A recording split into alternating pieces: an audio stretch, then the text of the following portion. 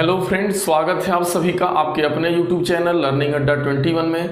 और साथियों, मैं हूं संजय सिंह यादव और आज इस वीडियो में हम लोग डिस्कस करने वाले हैं समास के तत्पुरुष समास के बारे में। इस वीडियो में हम लोग जानकारी प्राप्त करेंगे। जैसा कि आप जानते हैं कि इसके पहले मैंने दो वीडियो जो है कर्मधारय समास के ऊपर और अव्ययी भाव समास के ऊपर मैंने पहले से ही बना रखी है। यह जो है तीसरी वीडियो है जो तत्पुरुष समास से संबंधित है। दोस्तों, यदि आप हमारे चैनल पर नए हैं तो प्लीज़ कृपया करके आप सब्सक्राइब करें। इस वीडियो में आपको आप बने रहें क्योंकि इस वीडियो के अंतर्गत मैं वो टेक्निक बताने वाला हूं जिसके द्वारा जो है आप बड़े आराम से, अगर प्रतियोगी परीक्षा में यदि आपसे जो है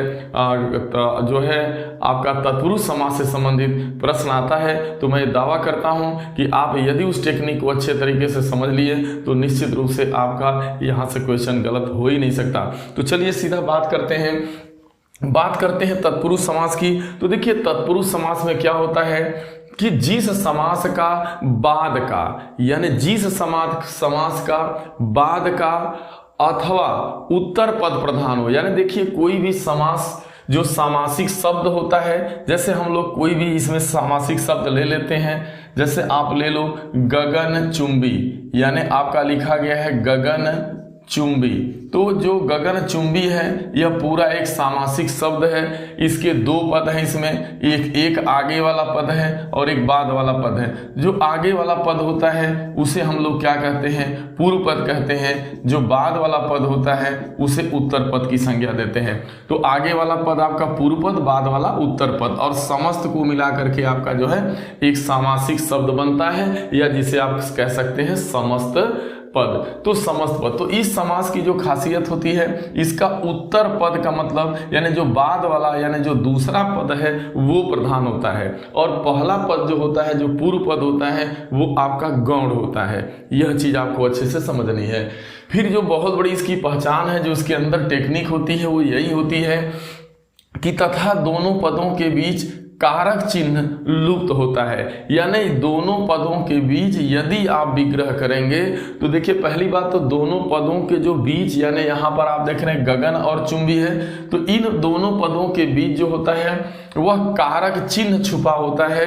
और जैसे ही यदि आप इसका विग्रह करते हैं तो वो कारक चिन्ह यानी वो विभक्ति जो होती है विग्रह करने पर खुल करके निकल के आ जाती है। यानी ऐसा समास जिसका अंतिम पद प्रधान हो, यानी बाद वाला पद प्रधान हो, यानी कहने का मतलब उत्तर पद प्रधान हो, तथा जो है दोनों पदों के बीच में जो है कारक चिन्ह जो है लुप्त होता है, तथा जब उस सामासिक शब्द का या उस समस्त पद का जब विग्रह किया जाता है तो वह समस्त पद विग्रह करने पर वह जो विभक्ति का चिन्ह होता है वह जो है विग्रह करने पर आ जाता है। तो इस तरीके का जो समास होता है वही आपका तत्पुरुष समास होता है।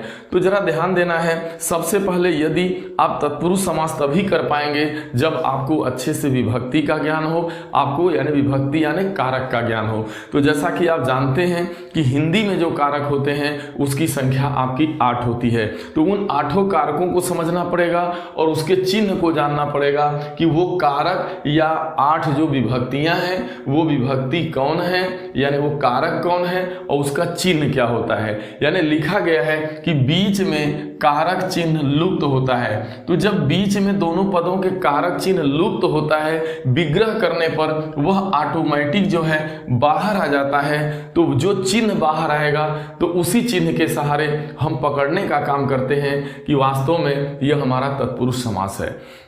जैसा कि आप जानते हैं कि समास में विग्रह ही सब कुछ मेन होता है। यदि आपने विग्रह सही से कर दिया तो देखिए, समास में विग्रह के द्वारा ही जो है समास को कैच किया जाता है। ठीक है, तो देखिए कारक 8 होते हैं। जैसे पहला होता है कर्ता कारक, इसका जो चिन्ह होता है, जो पहचान होती है वो ने होता है। कर्म का को होता है, आप जानते भी हैं, बहुत आप सभी को पता भी है कि कर्म का को होता है।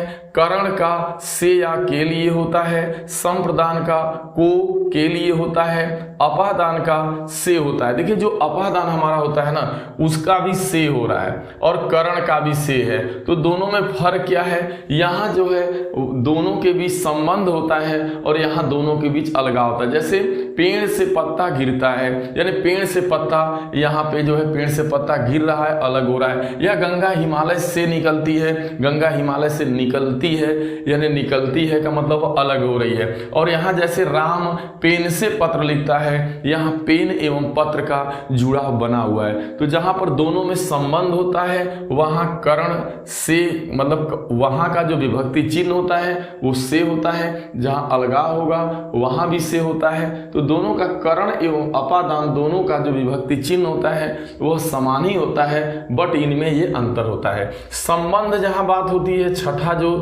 कारक है विभक्ति है वो संबंध होता है, और का की के रा री रे ना नी ने यह इसका जो विभक्ति चिन्ह होता है, इसी के द्वारा हम जो उसको कैच करते हैं। अधिकरण जो होता है, जो सातवीं विभक्ति होती है उसे अधिकरण कहते हैं, और उसमें जो विभक्ति चिन्ह जो छुपा होता है उसका वो में और पर होता है। और संबोधन आपका होता है हे अजी अहो। तो जो यहाँ तत्पुरुष समास है यह जो है वास्तव में तत्पुरुष समास विग्रह के आधार पे, यह जो है देखिए विभक्ति के नामों के आधार पे यहाँ तत्पुरुष समास हमारा जो होता है यह 6 भागों में बढ़ता है। वैसे विभक्ति तो 8 होती है, लेकिन दो यहाँ पे दो विभक्ति जो है वो आपके तत्पुरुष समास में नहीं आती। एक न कर्ता कारक आता है न संबोधन आता है। संबोधन का मतलब हे अजी हो, तो दो निकल जाने के बाद देखा जाए तो जो तत्पुरुष समास होता है यह 6 विभक्तियों के आधार पे 6 भागों में बढ़ जाता है। तो विभक्ति के नामों के आधार पे इसके 6 भेद होते हैं। यहाँ मैं जो है उदाहरण भी लिया हूँ, यहाँ विग्रह भी किया जाएगा और बड़े आराम से जो है सारी चीजों को समझ लिया जाएगा। देखिए जो कर्म तत्पुरुष होता है, अगर आपका तत्पुरुष समास है लेकिन वो कर्म तत्पुरुष है तो निश्चित रूप से जो विभक्ति वहां पे जो विभक्ति का लोप होगा, जैसे ही विग्रह यदि आप करेंगे तो को आएगा। जैसे कर्म का को होता है, ये देखिए लिखा गया कर्म का को। अब जैसे यहाँ पर लिया गया है उदाहरण के रूप में गगन चुंबी, तो जैसे ही गगन चुंबी का आप विग्रह करेंगे तो आएगा गगन को चूमने वाली, यानी गगन को चूमने वाली।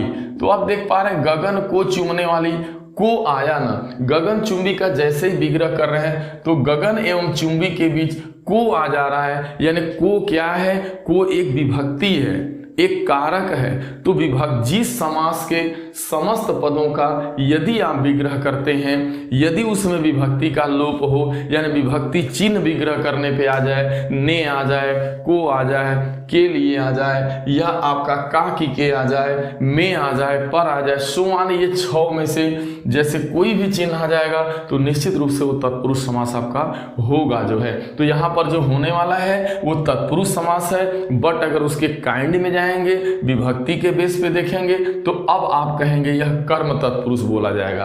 तो गगन चुंबी, गगन को चूमने वाली, यश प्राप्त, विग्रह करेंगे तो यश को प्राप्त, रथ चालक, रथ का चालक। तो यहाँ जो का चिन्ह जो छिपा हुआ है यह प्रमाणित करता है कि यहाँ पे देखिए, अगर देखिए साथ में एक बात और ध्यान दें, देखिए 2 ही चीज ध्यान देना। पहली बहुत बड़ी बात है, इसका उत्तर पद प्रधान होगा, तो इसका जो प्रधान होने वाला है वो लास्ट वाला पद होने वाला है। और दूसरी बात देखना है कि इनमें विभक्ति का लोप होता है। तो 2 चीजें इस समास की मेन है। पहला है कि उत्तर पद का प्रधान होना, और दूसरा पॉइंट जो है वो ये है कि विभक्ति चिन्ह का उसमें लोप होना। विग्रह करने पर स्वतः आ जाता है। चलिए, करण तत्पुरुष, तो करण जो कारक होता है, जो करण जो की जो विभक्ति होती है उसकी जो पहचान चिन्ह होती है, तो आप देख रहे हैं करण का से। तो यहां देखिए करण का से, लेकिन यहां पे संबंध होता है। यहां पे देखा जाए तो करण का मतलब संबंध से होता है, यहां भी से है और अपादान का भी से है। तो दोनों में अंतर क्या है, यहां संबंध होता है और यहां अलगाव होता है। देखिए विग्रह करने से ये चीज ऑटोमेटिक आएगी। अब करण तत्पुरुष का जो विभक्ति चिन्ह है वो से है, विग्रह करेंगे से आएगा। अब देखिए यहाँ पर जो समस्त पद लिया गया है वो करुणापूर्ण है, तो इसका जैसे ही विग्रह करेंगे तो आएगा करुणा से पूर्ण। तो देख रहे हैं इन दोनों पदों का जब समस्त पद का विग्रह किया गया तो बीच में एक विभक्ति ऑटोमेटिक निकल करके आ गई और एक विभक्ति का चिन्ह आ गया। वो चिन्ह क्या आया, पहले तो ये लैप्स था लेकिन आपने विग्रह किया तो ऑटोमेटिक आ गया। तो इन दोनों के बीच में से आ गया और से क्या है, एक विभक्ति चिन्ह होता है, एक कारक चिन्ह होता है। तो जिस समास के अंतर्गत कोई विभक्ति का चिन्ह छुपा हुआ हो तो वही तो आपका तत्पुरुष समास होता है। तो बड़े आराम से आप कैच कर पा रहे हैं। और एक चीज, करुणा से पूर्ण, यानी करुणा से वह भरा हुआ है, अलग नहीं है, करुणा से परिपूर्ण है, यानी संबंध बना है। भयाकुल, भय से आकुल। भयाकुल का मतलब क्या हो गया, भय से आकुल। तो उसके अंदर भय एवं आकुलता दोनों जुड़ी हुई है, भय से आकुल। मन चाहा, मन से चाहा, मन से चाहा। तो यहां पर आप देख पा रहे हैं कि कर्ण तत्पुरुष हो गया। अब चलिए हम बात करते हैं संप्रदान तत्पुरुष की। तो संप्रदान का के लिए होता है, जैसे प्रयोगशाला तो प्रयोग के लिए शाला, गौशाला गौ के लिए शाला, देशभक्ति देश के लिए भक्ति। जैसे देशभक्ति का जब विग्रह करेंगे तो देश के लिए भक्ति, यही इसका जो है इस समस्त पद का यह विग्रह होगा। तो जैसे ही समस्त पद का विग्रह किया जा रहा है तो यहां के लिए आ जा रहा है, तो यहां के लिए एक विभक्ति चिन्ह आ जा रहा है और यहां तो साइलेंट है।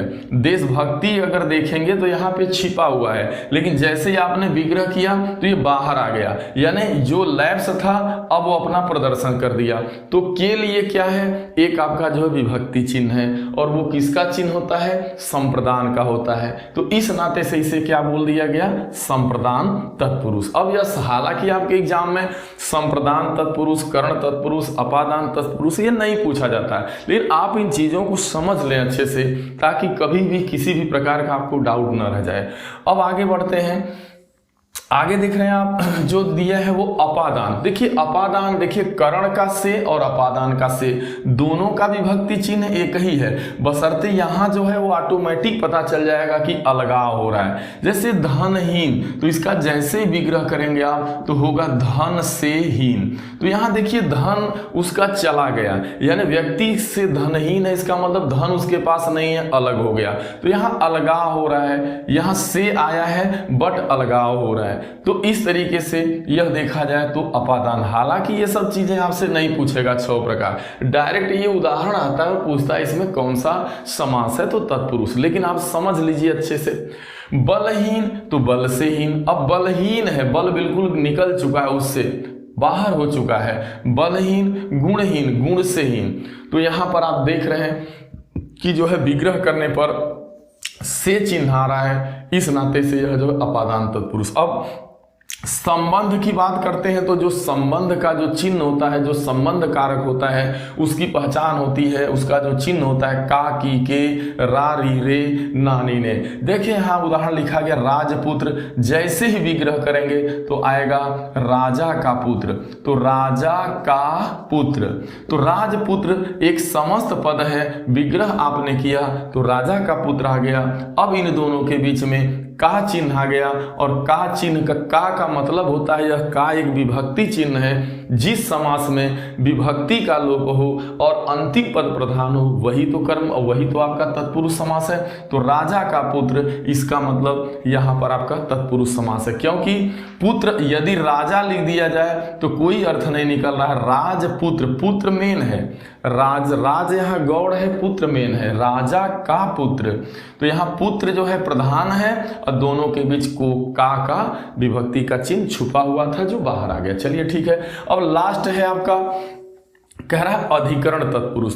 तो अधिकरण जो होता है, जो अधिकरण कारक होता है उसका जो विभक्ति चिन्ह होता है वो में होता है या पर होता है।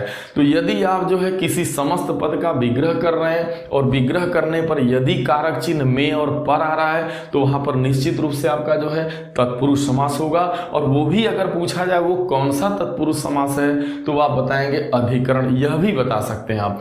तो यहां लिखा है लोकप्रिय, लोकप्रिय का मतलब होता है लोगों में प्रिय। अगर इसका विग्रह करेंगे तो लोकप्रिय का मतलब लोगों में प्रिय आपका हो रहा है। तो जो लोगों में प्रिय है वही लोकप्रिय है। यहाँ में आपका जो यहाँ लोकप्रिय में जो साइलेंट था, जो विभक्ति का लोप था, वह चिन्ह बाहर आ गया विग्रह करने पर। तो अब देख रहे हैं पुरुषोत्तम, पुरुषों में उत्तम, गृह प्रवेश, गृह में प्रवेश। तो जैसे आप समझ पाए अब अच्छे से कि ऐसा समास जिसका उत्तर पद प्रधान हो तथा दोनों पदों के बीच में विभक्ति चिन्ह का लोप हो तथा यदि उसका विग्रह किया जाता है तो वह विभक्ति चिन्ह जो है बाहर आ जाता है, तो ऐसा ही समास हमारा तत्पुरुष समास कहलाता है। और आपको पता होना चाहिए कि जब विभक्ति चिन्ह का लोप होता है तो हिंदी में कारक यानी विभक्तियां कितनी होती हैं, तो 8 होती हैं। बट यहाँ तत्पुरुष समास में जब विग्रह करते हैं तो जितने विभक्ति चिन्ह आते हैं वो मात्र 6 चिन्ह ही आते हैं। या तो को आएगा, या से आएगा, या के लिए आएगा, या से होगा अपादान का, या का, की, के और में पर। तो यही विभक्ति जो चिन्ह आपके सामने विग्रह करने पर को आ जाए, से आ जाए, के लिए आ जाए, से आ जाए, काकी के, में पर यदि विग्रह आप कर रहे हैं और ये विभक्ति चिन्ह यदि उसके अंतर्गत आ रहे हैं तो निश्चित रूप से वो समास आपका तत्पुरुष होगा। मात्र 2 चीजों का ध्यान देना है। पहली चीज लास्ट वाला यानी उत्तर पद जो है प्रधान होगा हर हाल में, और दूसरी चीज जो है यहाँ पर विग्रह करने पर विभक्ति का चिन्ह जो साइलेंट हो यानी विभक्ति चिन्ह का लोप होता है, विग्रह करेंगे तो वो चिन्ह ऑटोमेटिक सामने आ जाता है। तो दोस्तों मैं उम्मीद करता हूं कि आज के बाद आपका जो है तत्पुरुष समास से संबंधित क्वेश्चन गलत नहीं होगा। यदि आप देखिए वास्तव में आप विभक्ति को नहीं समझ पाते, इसके एक एक पॉइंट को अच्छे से जब तक आप नहीं जानेंगे, हालांकि रट करके तो आप कुछ क्वेश्चन कर पाएंगे, लेकिन जैसा कॉन्सेप्ट क्लियर होना चाहिए, यदि उस तरीके से कॉन्सेप्ट क्लियर नहीं है तो कहीं ना कहीं आपके पास डाउट होगा। दोस्तों ये वीडियो कैसा लगा? यदि ये वीडियो आपको अच्छा लगा हो तो इसे अपने मित्रों में और जो है अपने जो है जिसे आप जो है अपना मानते हो कि नहीं, आप जिसके भविष्य में आप अच्छा देखना चाहते हैं, वो कंपटीशन की तैयारी कर रहा है, तो उसे आप शेयर करने का काम करें। दोस्तों यदि आप हमारे चैनल पर नए हैं तो प्लीज़ कृपया करके आप हमारे चैनल को सब्सक्राइब करें ताकि मैं आपके लिए कुछ ऐसी यूनिक वीडियो लाता रहूं। अब तक मैंने समाज के ऊपर 3 वीडियो बना रखी है। यदि आप सभी का प्यार आशीर्वाद इस वीडियो को मिला तो मैं अगला जो बची हुई जो वीडियो है बहुव्रीहि समास, द्विगु, द्वंद्व, इन सब के ऊपर जो है एक ही वीडियो में मैं वीडियो बना करके आपको दूंगा। दोस्तों आपने अपना कीमती समय हमें दिया, इसके लिए आपको बहुत बहुत धन्यवाद।